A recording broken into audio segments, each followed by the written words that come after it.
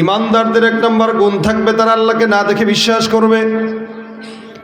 এটা ইমানদাররা আল্লাহ পাক রব্বুল আলামিনকে না দেখে, আল্লাহর নবীকে না দেখে, ফেরেশতা না দেখে, জান্নাত জাহান্নাম না দেখে সমস্ত কিছু বিশ্বাস করার নাম ঈমান। ছোটবেলায় আপনারা পড়েছেন আমানতু বিল্লাহি ওয়া মালাইকাতিহি ওয়া কুতুবিহি ওয়া রাসূলিহি ওয়াল ইয়াউমিল আখির ওয়াল কদরি খাইরিহি ওয়া শাররিহি মিনাল্লাহি তাআলা ওয়াল বাসি বা'দাল মাউত। আল্লাহ পাক রব্বুল আলামিনের উপর ঈমান আনা, নবীর উপর ঈমান আনা, রাসূলের উপর ঈমান আনা, কিতাবের উপর ঈমান আনা, ভাগ্যের ভিতরে ভালো মন্দ যা কিছু আছে সব কিছুর উপর ঈমান আনা, এগুলো হলো মুমিনের কাজ। ওয়াল কদরি খাইরিহি ওয়া শাররিহি মিনাল্লাহি তাআলা, আল্লাহ পাক তাকদীরের ভালো মন্দের ফয়সালা যা করলো এগুলোর প্রতি বিশ্বাস করা, এবং কবরে যাওয়ার পর আবার পুনরায় জীবন দান করবেন আল্লাহ, এটার উপরে বিশ্বাস করা, এগুলো সব কিছুর উপরে বিশ্বাস করার নাম হলো ঈমান। মুমিনকে আল্লাহ পাক রব্বুল আলামিন শুধুমাত্র মসজিদে বিশ্বাস করবে এরকম নয়। মুমিন আল্লাহ পাককে মসজিদে বিশ্বাস করে। আমাদের সমাজের অধিকাংশ মুমিনেরা মসজিদে যখন যায় তখন মনে করে আল্লাহ, সেটাই ইমানদারি, কিন্তু ঘুষের টাকা যখন গ্রহণ করে তখন আল্লাহ যে দেখে এটা বিশ্বাস করতে রাজি হয় না। শুধু মসজিদে আল্লাহ না, মসজিদে যেমন আল্লাহ, ঠিক দুর্নীতির টেবিলের নিচেও আল্লাহ দেখে কি দেখে না? সুদের টাকা গ্রহণ করার সময় আল্লাহ দেখে। আওয়াজ দিবেন। সব হালতে, প্রত্যেকটা হালতে, সব জায়গায় আল্লাহ পাক রব্বুল আলামিন দেখেন। এটার নাম ঈমান। আল্লাহ পাক রব্বুল আলামিন বলেন, একটা বান্দা ঈমানদার যদি হয় তাহলে সব কিছু বিশ্বাস করবে অদৃশ্যের উপরে। অনেক বান্দারা আছে বর্তমান জামানায় তারা দলিল চায়। মনে রাখবেন, আল্লাহকে বিশ্বাস করার ক্ষেত্রে, ঈমান আনার ক্ষেত্রে কোনো দলিল চলে না। যারা দলিল খুঁজে এদের অধিকাংশই শয়তানের খালাতো ভাই। আচ্ছা ভাইরা, আমরা যে আমাদের মায়ের পেটে জন্মগ্রহণ করছি, আমার যে বাবা আছে, এই বাবার দলিল কি কেউ দিতে পারে? আপনি যদি বলেন, আমি যদি বলি ভাই বাবার দলিল দেন, আপনি বলবেন বাবার দলিল মানে কি? আমার বাবা এটা বাবা, ভাই দলিল কি? এটা আমার আব্বা, দলিল কি? বিনা দলিলে আব্বা। আরে ভাই, দলিল ছাড়া আব্বা কেমনে বিশ্বাস করব? এমনও তো হইতে পারে অনেক মহিলারা আছে বিভিন্ন জায়গার থেকে পতিতাগিরি করেছে, তো আরেকজনের বাপ বলে দিয়েছে, তো সে বিশ্বাস করছে। দলিল কি? কারণ আমরা তো আমাদের মা বাবার মিলন দেখি না। ছোটবেলায় মা বলেছে আব্বা, তো বলছি আব্বা। ছোটবেলায় বলেছে দাদা, বলছি দাদা। কত মানুষ প্রবাসে থাকে, প্রবাস থেকে আসার পরে 10 বছর পরে সন্তান কোলেও যেতে চায় না, বিশ্বাসই করেন এটা আব্বা। মা কইছে না এটা তোর বাপ, কহ তাইলে আব্বা, ঠিক আছে। এখানে কি দলিল খুঁজে কেউ? তাহলে একটা বাবা মানার ক্ষেত্রে দলিল খুঁজেন না। একটা বাবা যেখানে মা বলতেছে এটা তোমার বাপ, ওটাই বিশ্বাস করে বাবাকে আব্বা ডাকেন। সেখানে কুদরতালা রব এত কিছু দেওয়ার পরেও বিশ্বাস যাদের না হয়, ওরা মুমিনের খাতায় তো দূরের কথা, মানুষের কাতারে পড়তে পারে না। এই জন্য এদেরকে আল্লাহ পাক কিছু কিছু মানুষকে বলেন, লাহুম কুলুবুল লা ইয়াফকাহুনা বিহা ওয়া লাহুম আ'য়ুনুন লা ইউবসিরুনা বিহা ওয়া লাহুম আযানুন লা ইয়াসমাউনা বিহা উলাইকা কাল আনআমি বাল হুম আদাল উলাইকা হুমুল গাফিলুন। আল্লাহ পাক বলেন, কিছু কিছু মানুষ আছে যাদের কলব আছে, তারা বুঝে না। কিছু কিছু মানুষ আছে যাদের কান আছে, শোনে না। কিছু মানুষ আছে যাদের চক্ষু আছে, দেখে না। আল্লাহ পাক রব্বুল আলামিন বলেন, উলাইকা কাল আনআমি বাল হুম আদাল। এগুলো সব হলো হায়াওয়ান আর জানোয়ারের মতো না, বরং তার চাইতেও খারাপ। হায়াওয়ানের মতো দেখা যায়, জানোয়ারের মতো দেখা যায়। কেমন দেখা যায় বলে, চোখ আছে জানোয়ারের 2টা, তারও চোখ 2টা। কলব আছে আপনারও, কুকুরের কলব আছে। মানুষ মানুষকে কুকুরের বাচ্চা বলে গালি দেয়। কুকুরের যদি জবান থাকতো, কুকুর বলতো, ভাইরে আমার নামের বেইজ্জতি করিস না, কারণ তোরা তো কখনো কখনো আমি কুকুরের চাইতেও অধম। আল্লাহ পাক বলেন, উলাইকা কাল আনআম। এগুলো সব হায়াওয়ান আর জানোয়ারের মতো। একটা মানুষ হায়াওয়ানের মতো হয় কিভাবে? একটা মানুষ শুয়োরের মতো হয় কিভাবে? এ মুসলমান বুঝবেন, কুকুরের কোনো নামাজ লাগে না, গরুর নামাজ লাগে না। এই জামানায় যত পশু পাখি আছে কারো নামাজ রোজা হজ যাকাত লাগে না। কিছু কিছু মুসলমান নামধারী ইমানদার আছে, এরাও সমাজে নামাজ পড়ে না। আল্লাহ বলে কুকুরেরও নামাজ নাই, তোমারও নামাজ নাই, তার মানে তুমি আর কুকুরের মধ্যে কোনো পার্থক্য না। কুকুর যেরকম সেও সেরকম, মানুষ হওয়ার পরে কুকুর নামাজ পড়ে না, সেও নামাজ পড়ে না। কুকুরের পর্দা নাই, তারও পর্দা নাই। কুকুর যাকাত দেয় না, সেও যাকাত দেয় না। কুকুর হজ করে না, সেও হজ করে না। কুকুর বেপর্দায় চলে, সেও বেপর্দায় চলে। আল্লাহ বলেন উলাইকা কাল আনআম, এগুলো সব হলো হায়ওয়ানাত, জানোয়ারের মতো। আল্লাহ তারপরে বলেন বালহুম আদল, এগুলো হায়ওয়ানাত, জানোয়ারের চাইতেও খারাপ। কেমনে খারাপ বলেন তো?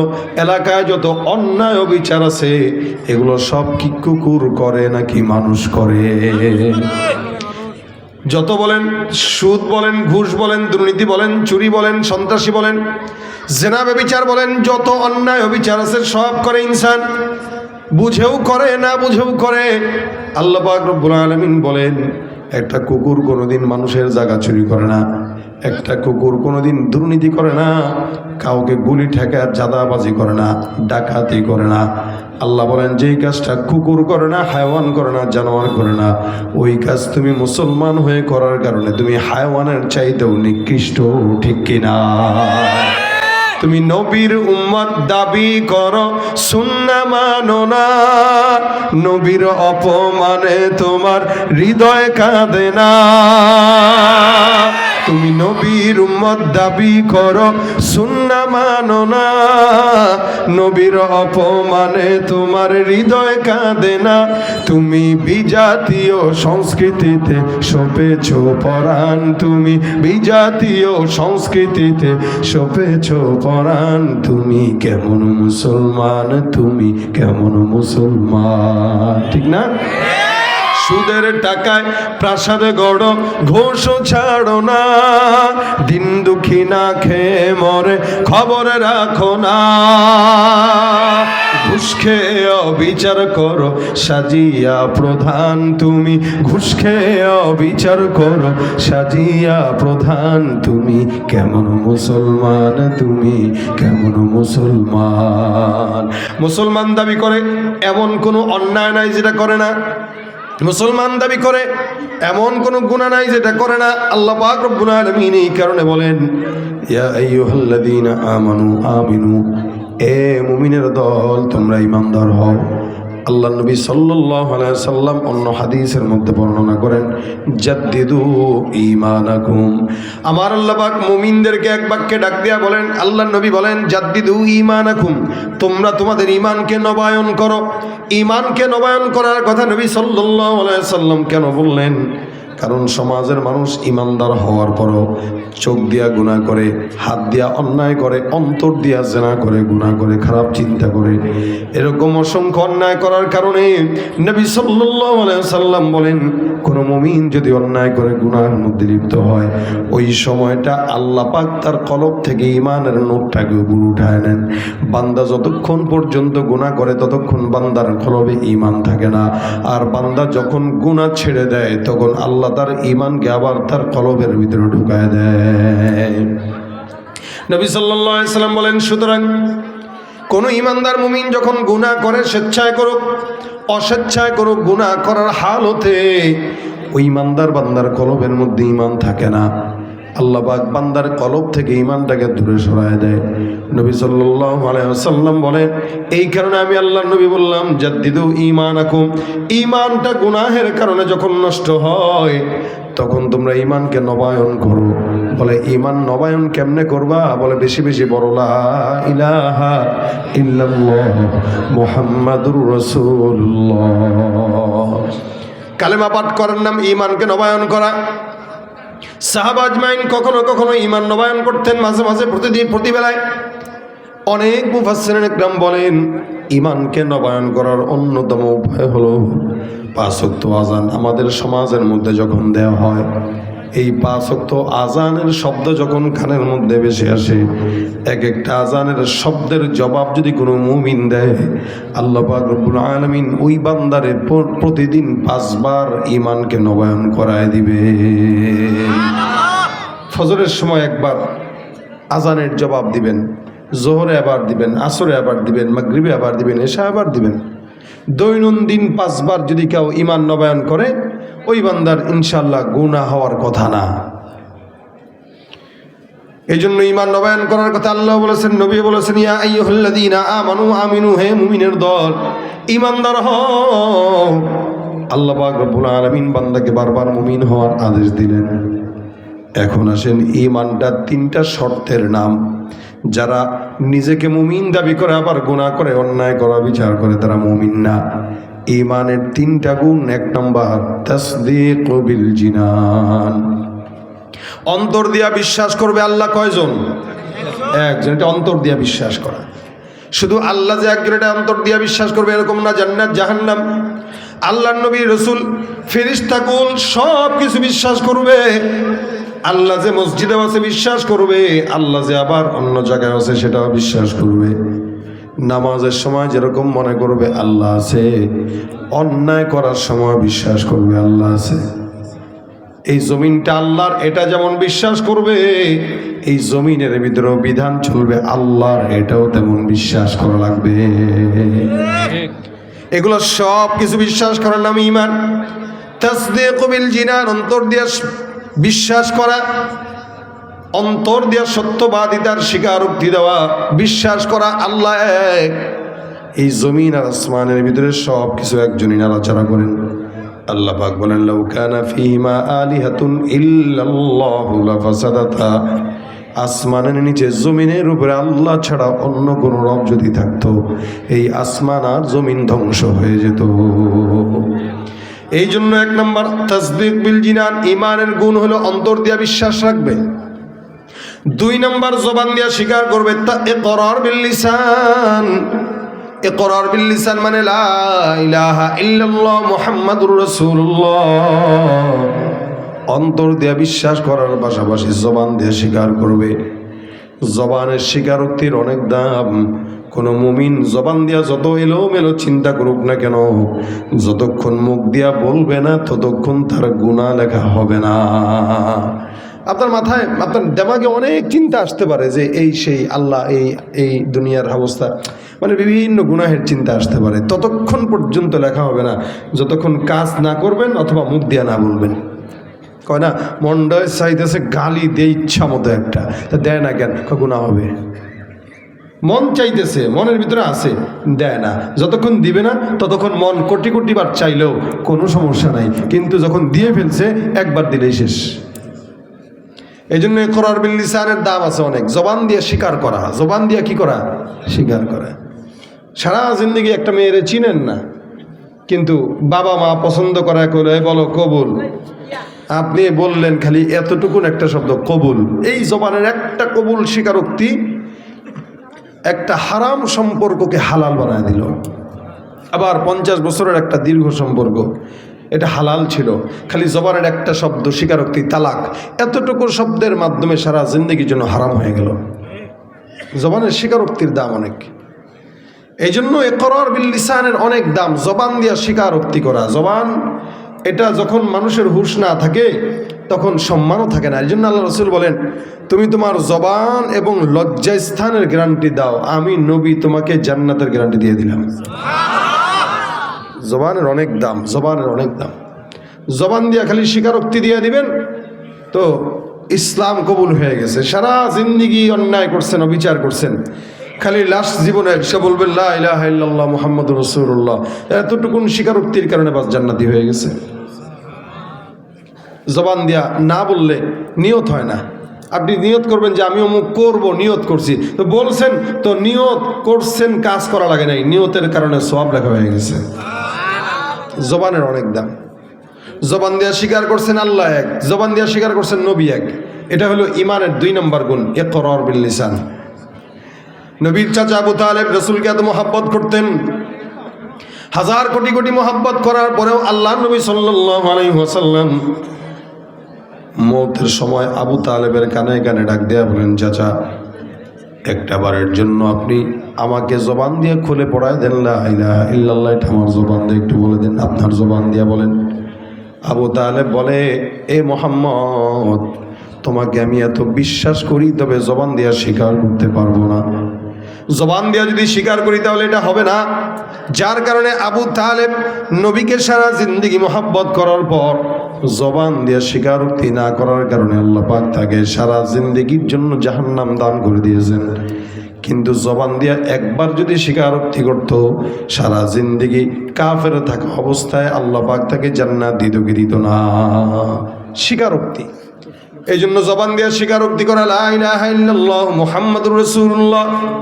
মনে রাখবেন, ঈমানটা এমন একটা সম্পদ, যেই সম্পদ টাকা না থাকলেও কি, ক্ষমতাও না থাকলেও কি, যার ঈমানের সম্পদ আছে তার দুনিয়ার আর কোনো সম্পদের দরকার নাই, ঠিক কিনা? নাই বা পেলাম অর্থ করি, নাই বা পেলাম ঘর, নাই বা পেলাম সুখের দেখা, হোক না আপন পর, পথের দুলায় জীবন আমার হোক ধূসর মলিন, অনাহারে অনাদরে যাক না কেটে দিন, তবু দুঃখ আমার নাগাল কভু পাবে না হৃদয়, সব হারালেও তাও করি না নিঃস্ব হবার ভয়, আমি মুসলমান আমার ধন হলো ঈমান, ঈমানে নূরের রৌশনীতে দীপ্ত আমার প্রাণ, ঠিক কিনা? ঈমান থাকলে আর কোনো টেনশন আছে ভাই? ঈমানের 2 নম্বর গুণ ইকরার বিল লিসান। বলেন ঈমানের 2 নম্বর কি? জবান দিয়া স্বীকারোক্তি করা। জবান দিয়া 1 নম্বর অন্তর থেকে বিশ্বাস করা, 2 নম্বর জবান দিয়া স্বীকারোক্তি করা, 3 নম্বর আমল বিল আরকান। শরীয়তের যত হুকুম আহকাম বিধি নিষেধ আছে সব কিছু পুঙ্খানুপুঙ্খানু মানার নাম হলো ঈমান। আমাদের দেশে অন্তর দিয়া বিশ্বাস করার লোক আছে, জবান দিয়া স্বীকার করার লোকও আছে, কিন্তু আমল দিয়া পরিপূর্ণ করার লোকের বড়ই অভাব। যার কারণে ফজরের নামাজের মুসল্লির দিকে তাকাইলে মনে হয় এ দেশে কোনো ঈমানদার নাই, সব হলো নাস্তিক। আর জুমার নামাজের দিকে তাকাইলে মনে হয় এদেশে কোনো নাস্তিক নেই, সবই ঈমানদার।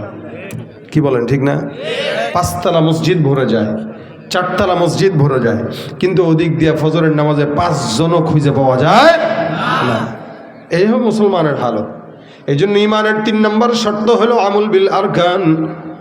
শরীয়তের যত হুকুম আছে বিধি নিষেধ আছে সব কিছু মান্য করা। এভাবে কোনো মুমিন যদি ঈমানদার হয়, আল্লাহ পাক রব্বুল আলামিন বলেন, বান্দা ঈমানদার হয়ে গেছে, এখন নেক কর্ম করো। ইন্নাল্লাযীনা আমানু ওয়া আমিলুস সলিহাত। ঈমানদার আর নেককার আলাদা জিনিস, এক জিনিস নয়। নামাজ যেই বান্দা পড়ে সেই ঈমানদার, লেকিন নেককার না। নেককার এক জিনিস, ঈমানদার এক জিনিস। ঈমানদার সে যে নামাজ পড়ে, রোজা রাখে, হজ করে, যাকাত দেয়, সেই ঈমানদার। আল্লাহ বলেন ঈমানদার হয়ে গেছো, এখন নেক কাজ করো। সারাদিন মসজিদে পড়ে থাকলেই নেককার বলা যায় না। আপনি বলবেন এই লোকটা বড় নেককার। আমি বললাম কেন বললেন? আপনি বলবেন 5 ওয়াক্ত নামাজ জামাতে পড়ে। আমি বলবো 5 ওয়াক্ত নামাজ জামাতের সঙ্গে পড়ার কারণে সে নেককার হতে পারে নাই, ঈমানদার হইছে। একটা লোক সকাল 8টা থেকে সন্ধ্যা 6টা পর্যন্ত চাকরি করে, আপনি বললেন সে কর্মঠ। আমি বললাম না, সে কর্মঠ না। কেন কর্মঠ না? এটা তার চাকরি। চাকরি না করলে খাবে কি, চলবে কেমনে? কর্মঠ তো সে যে 8টা থেকে সন্ধ্যা 6টা পর্যন্ত চাকরি করার পরও আবার রিক্সা নিয়ে বের হয়ে যায়, রাত 12টা পর্যন্ত রিক্সা চালায়, সে হলো কর্মঠ। কেন? নিজের চাকরির পাশাপাশি আলাদা একটু ওভারটাইম করে। কেন? দুনিয়াতে যেন একটু ভালো থাকা যায়। তেমনইভাবে নামাজ কালাম যে পড়ে সে চাকরি করে। এই চাকরিটা আমার আল্লাহ দিয়েছেন, যার কারণে নামাজ পড়ে, রোজা রাখে, হজ করে, যাকাত দেয়, কিন্তু সে ঈমানদার হইলেও নেককার হয় না।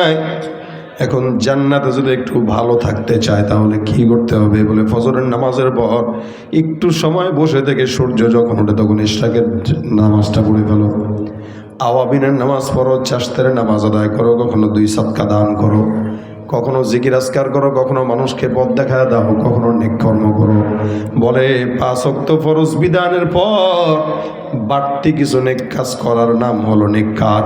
যেই বান্দা নামাজও পড়ে আবার মানুষকে দ্বীনের পথে ডাকে, ওই বান্দা নেককার।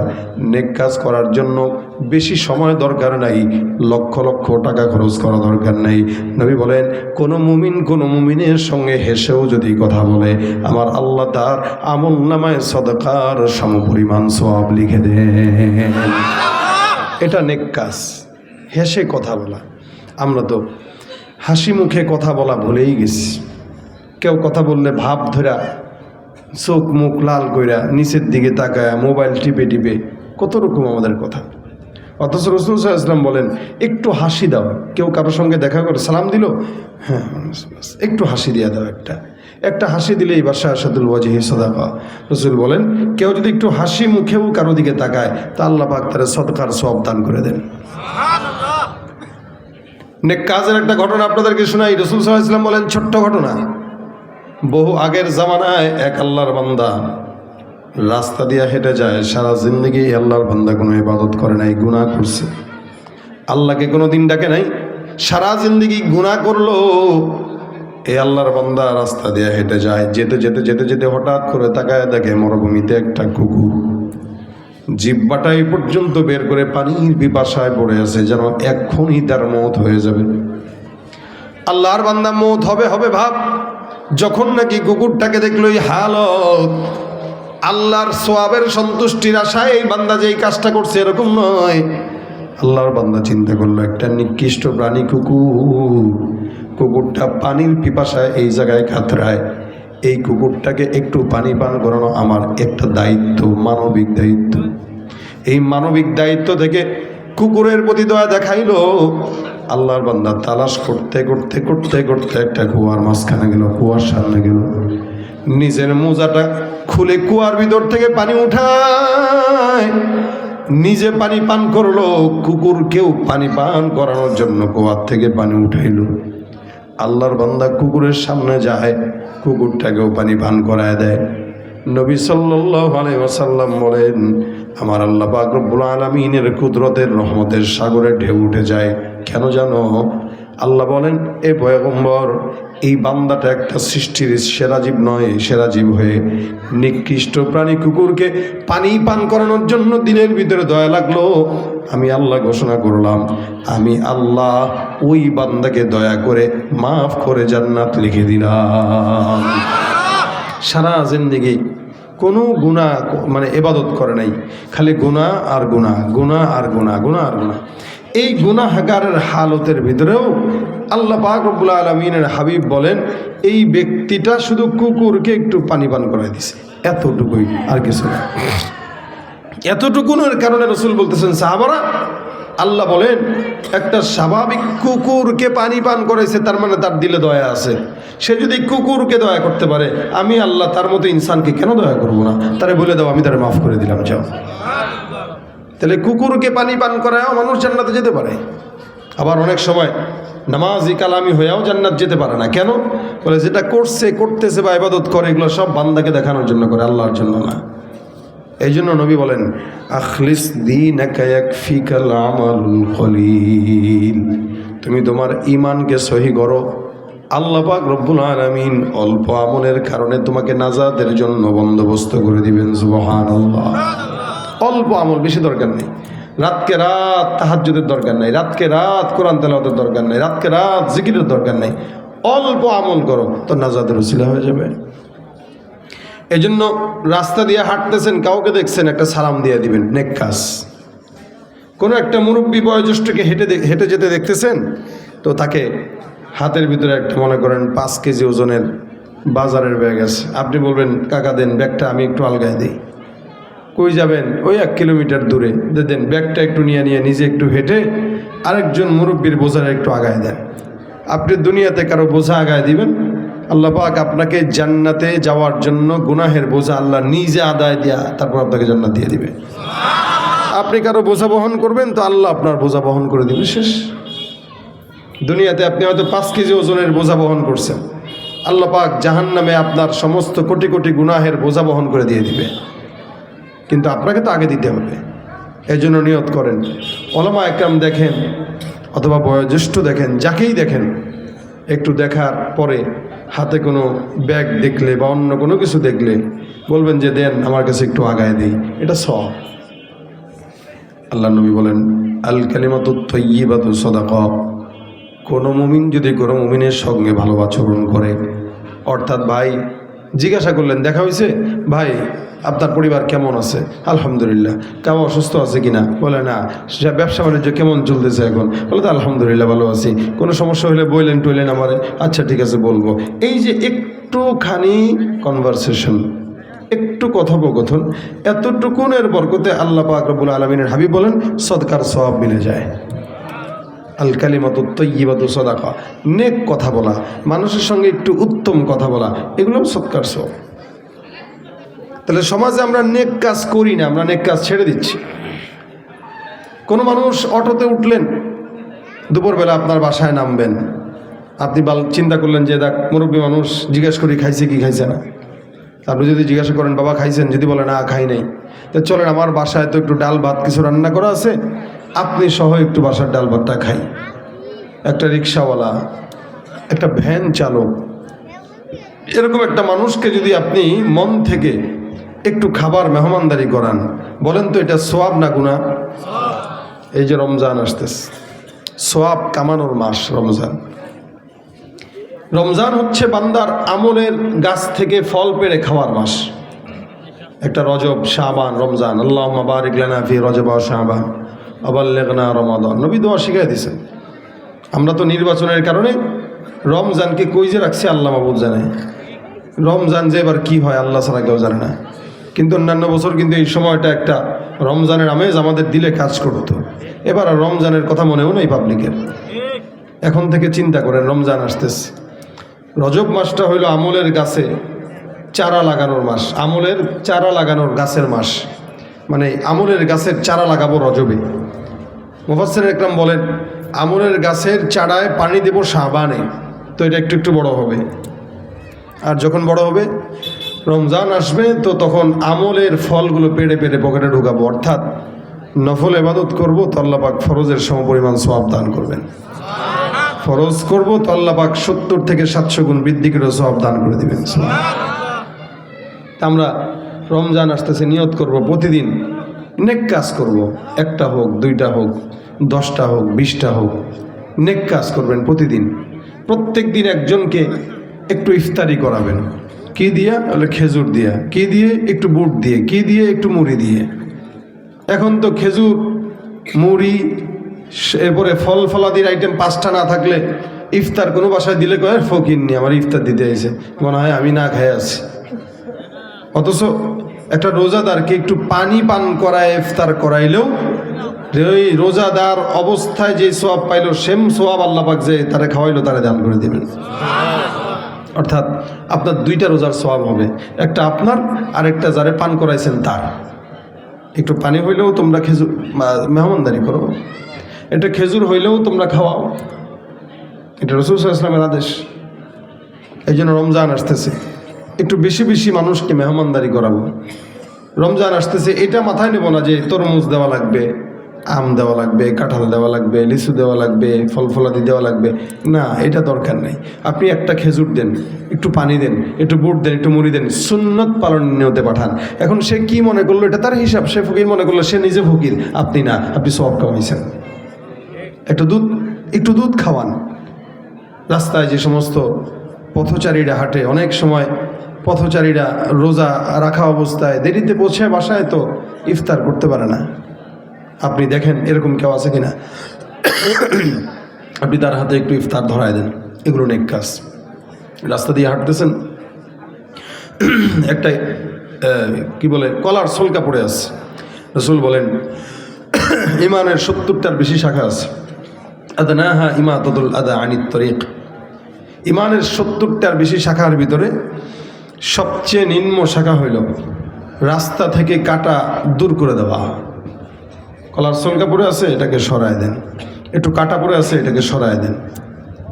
একটু ইটের টুকরা পড়ে আছে, একটা হুন্ডা যাচ্ছে, হুন্ডাওয়ালা ভাই এটার উপরে পড়লে ওর হুন্ডা স্লিপ খাবে, অ্যাক্সিডেন্ট হওয়ার সম্ভাবনা আছে, তা আপনি ওই ইটের টুকরাটা সরায় দেন। এগুলো নেক কাজ। এই নেক কাজ যদি আপনি করেন, আশা করা যায় ইনশাআল্লাহ। আল্লাহ পাক কি বলেন? জান্নাতুল ফিরদাউস আপনার আমার জন্য অপেক্ষা করবে। সুবহানাল্লাহ। জান্নাতুল ফিরদাউস কেন দিবেন? আল্লাহ পাক নেককারদের জন্য জান্নাতুল ফিরদাউস রাখছেন, আর মুমিন মুত্তাকিদের জন্য আল্লাহ পাক শুধু জান্নাত রাখছেন। জান্নাত আর জান্নাতুল ফিরদাউসের পার্থক্য আছে। একটা মানুষের 5 তলা বিল্ডিং আছে, কিন্তু গেট ছোট, লিফট নাই, সিঁড়িতে টাইলস নাই, ঘরের রুমে টাইলস নাই। আরেকজনের লিফটও আছে, টাইলসও আছে, সব কিছু আছে। মানুষ পার্থক্য করে যে আরে এটা সুন্দর, এটা তেমন সুন্দর না। জান্নাতও এরকম। জান্নাতুল ফিরদাউস সবচেয়ে ভিআইপি এবং সুন্দর জান্নাত। আল্লাহ রাসূল সাল্লাল্লাহু আলাইহি ওয়াসাল্লাম বলেন, জান্নাতুল ফিরদাউসে নবী, সাহাবী, তাবেঈ, শহীদ এরা থাকবে। এবং জান্নাতুল ফিরদাউস এমন জান্নাত, যেই জান্নাতে আল্লাহ পাক রব্বুল আলামিনের আরশ পর্যন্ত মুমিনরা বসে বসে দেখবে। জান্নাতুল ফিরদাউসে আল্লাহ পাকের আরশ পর্যন্ত দেখা যাবে, বসে বসে আল্লাহর আরশ দেখবে। এই জন্য জান্নাতুল ফিরদাউস ভিআইপি জান্নাত, এটা আল্লাহর কাছে চাবেন। যেমন আমাদের ঢাকা শহরের গুলশান বনানীতে সমস্ত ভিআইপি মানুষরা থাকে, তাই বলে কি সবসময় ভিআইপিরাই থাকে? কিছু তো দুর্বলরাও থাকে। ভিআইপিদের পাশাপাশি রিক্সাওয়ালা আছে, ভ্যান চালক আছে, কাপড় ধোয়ে কাজের বুয়া আছে, মুচি আছে, তরকারিওয়ালা আছে। এরা কেন থাকে?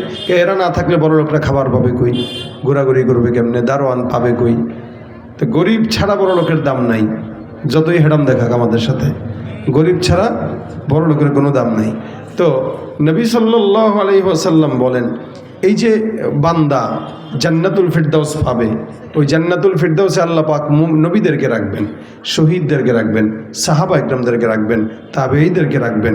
তা আপনি আমি যদি জান্নাতুল ফিরদাউস পেতে চাই, তাহলে আমাদেরকেও কখনো কখনো কিছু গরিব, মিসকিন, ইমানদার, দুর্বলদেরকে আল্লাহ পাক নবীদের সোহবতের থাকার কারণে জান্নাতে ঢুকায় দিবেন। নবীদের ঠেলা আমাদেরকেও ঢুকায় দেবে ইনশাআল্লাহ।